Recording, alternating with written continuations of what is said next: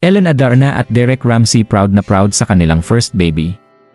Talaga namang pasabog si Ellen Adarna at Derek Ramsey dahil binigla nila ang buong Pilipinas nang inanunsyo ni Derek Ramsey ang pagsilang ni Ellen Adarna sa kanilang first baby.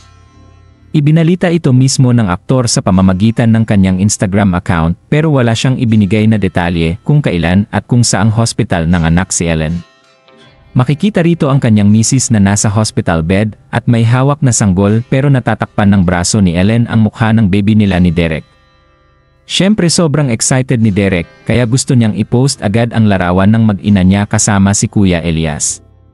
Samantala, may kumakalat namang litrato sa online world ng sinasabing pasilip sa mukha ng anak ni na Ellen Adarna at Derek Ramsey.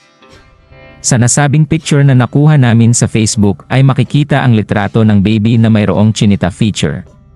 Komento naman ng ibang madlang people, sobrang ganda siguro ng combination ni na Ellen Adarna at Derek Ramsey dahil na rin sa good-looking silang dalawa.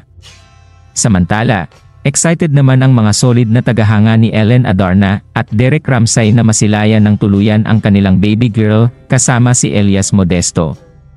Marami namang netizens ang nagsabing hindi nila napansin na buntis pala si Ellen Adarna.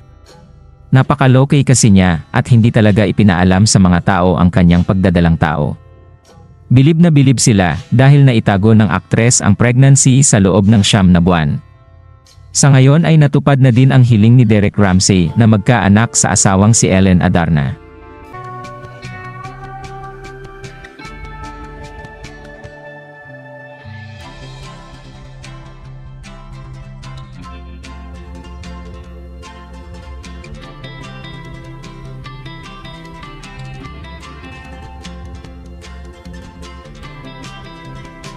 Anong masasabi ninyo sa balitang ito?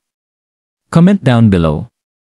Maraming salamat sa panonood at huwag kalimutang mag-subscribe for more videos.